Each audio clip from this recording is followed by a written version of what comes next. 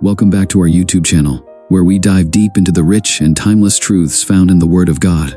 Today, we embark on a profound journey into the life and message of Malachi, the last prophet of the Old Testament. His message, delivered more than 2,400 years ago, still echoes with relevance for us today. Malachi's ministry marked the closing of an era. Yet it also opened the door for the greatest chapter of all, the coming of Jesus Christ. Introduction. Silence and anticipation. Imagine a world where the voice of God has fallen silent. For 400 years, there are no prophets, no new revelations, and no fresh words from heaven. God's people are left waiting, questioning, and yearning for answers. This was the reality that followed Malachi's ministry. After the rich prophetic tradition that had guided Israel for centuries, the heavens seemed to close. Yet Malachi's words continued to resonate, forming a bridge between the Old and New Testaments. In this video, we'll explore who Malachi was, why his message still matters, and how it points directly to the coming of Jesus Christ. Who was Malachi? Malachi is a mysterious figure in the Bible. Unlike prophets such as Isaiah or Jeremiah, we know very little about his personal life. His name means "my messenger," which some scholars believe may not even be his real name, but rather a title reflecting his role. Whether Malachi was his actual name or a symbolic one, his message carries the weight of divine authority. He was the last in a long line of prophets, and his book forms the final chapter of the Old Testament. Malachi's ministry took place around 430 BC, during a time when the Israelites had returned from their Babylonian exile. The initial excitement of returning to their homeland and rebuilding the temple in Jerusalem had faded. What remained was a people disillusioned and spiritually complacent. Corruption had infiltrated the priesthood, worship had become hollow, and the people had grown indifferent to God's covenant.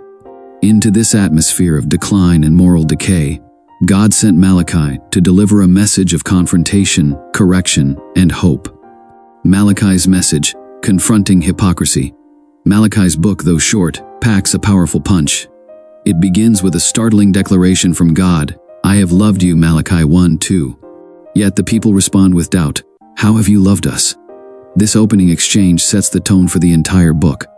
It reveals a people who have grown numb to God's love, questioning his faithfulness while failing to recognize their own failings.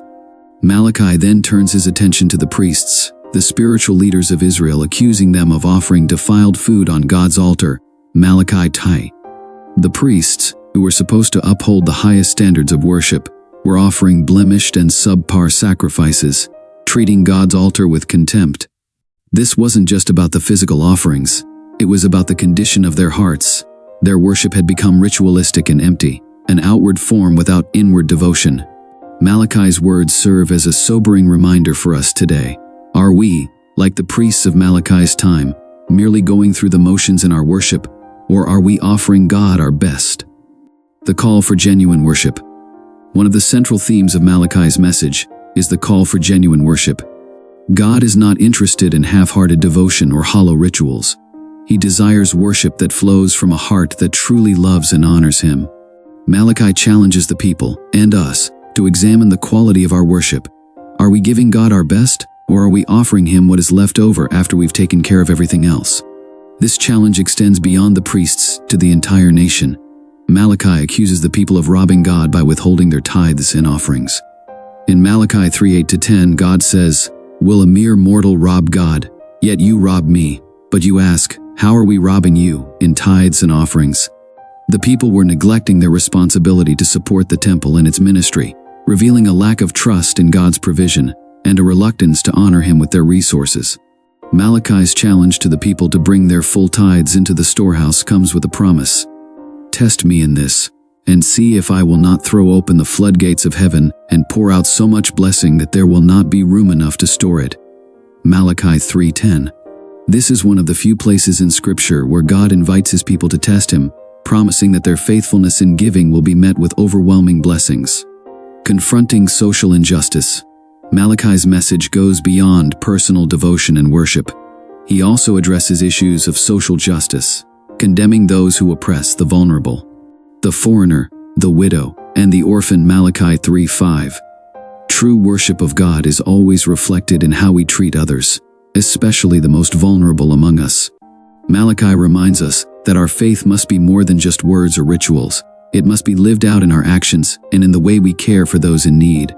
In today's world, where social injustice, inequality, and oppression are still prevalent, Malachi's words challenge us to examine how we, as followers of Christ, are living out our faith. Are we standing up for the vulnerable and marginalized? Are we treating others with the love, dignity, and justice that God calls us to? Malachi, on marriage and divorce. One of Malachi's most pointed critiques is directed at the breakdown of marriage in Israel. In Malachi 2:16, God declares, "I hate divorce." This strong statement underscores the sanctity of marriage and God's desire for faithfulness not only in our relationship with Him but also in our relationships with each other. At the time, many men in Israel were abandoning their wives for younger women, treating marriage casually and disregarding the covenant they had made before God. Malachi's message about marriage is especially relevant today, as we live in a world where commitment is often viewed as optional and where divorce rates are high. His words challenge us to honor the commitments we make, not just in marriage, but in all areas of life. They remind us that faithfulness in our relationships is a reflection of our faithfulness to God. The promise of future restoration. While Malachi's message contains sharp rebukes, it also offers hope. God's judgment is always coupled with the promise of restoration. In Malachi 3:1, the prophet foretells the coming of a messenger who will prepare the way before the Lord. This prophecy finds its fulfillment in John the Baptist, who prepared the way for the coming of Jesus Christ. Malachi's words point directly to the New Testament and the arrival of the Messiah, who would bring ultimate restoration and healing. Malachi's prophecies are filled with imagery of renewal and hope. In Malachi 4:2, he speaks of the Son of Righteousness rising with healing in its wings, a powerful symbol of the coming Messiah, who would bring not only physical, but also spiritual healing to the world. This promise of future hope was not only for the people of Israel, but for all of humanity. It pointed to the coming of Jesus, whose life, death, and resurrection would bring salvation and restoration to all who believe. The role of John the Baptist, Malachi's prophecy about the coming messenger who would prepare the way for the Lord, finds its fulfillment in John the Baptist. In Matthew 11:10, Jesus himself affirms that John is the messenger Malachi spoke of. "This is the one about whom it is written, 'I will send my messenger ahead of you, who will prepare your way before you.'" John the Baptist's ministry was one of preparation. He called the people to repentance, urging them to turn back to God in anticipation of the coming Messiah. John's role was to prepare the hearts of the people for the arrival of Jesus, just as Malachi had foretold. The Day of the Lord. Malachi concludes his book with a vision of the Day of the Lord, a time when God will bring judgment on the wicked and vindication to the righteous. Malachi 4:1-3. This day is depicted as both a time of judgment and a time of restoration. For the wicked it will be a day of reckoning, but for the righteous it will be a day of healing and renewal. The imagery of the Son of Righteousness rising with healing in its wings is a beautiful picture of the hope and restoration that comes through Christ. This promise is not just for the future, it is a reality for us today. Through Jesus, we can experience healing, forgiveness, and restoration in our relationship with God. Malachi's relevance for today. Though Malachi's ministry took place more than 2,400 years ago, his message is just as relevant today. We live in a world that, like ancient Israel, is often marked by spiritual complacency, moral decay, and a lack of genuine devotion. Malachi's call to return to God, to offer Him our best, and to live out our faith with integrity speaks directly to the challenges we face in our own spiritual journeys. In many ways, we too are living in a time of waiting and anticipation.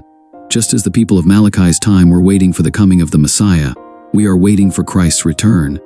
Malachi's message reminds us to remain faithful, to continue offering God our best, and to live with the hope and expectation of the ultimate restoration that will come when Jesus returns. Conclusion. Malachi's legacy. Malachi's message is one of both confrontation and comfort. He calls us to examine our hearts, to root out hypocrisy, and to return to genuine worship. He challenges us to live out our faith in ways that reflect God's love and justice, especially in our relationships and in our care for the vulnerable. And most importantly, he points us to the hope of the coming Messiah, whose life, death, and resurrection bring healing and restoration to all who believe. As we reflect on the life and message of Malachi, let us be reminded that God's love is constant, even when we fail. His desire is for us to return to Him with hearts fully devoted, offering Him the best of our lives, and living in anticipation of the future restoration that is promised in Christ. Thank you for joining us on this journey through the Book of Malachi.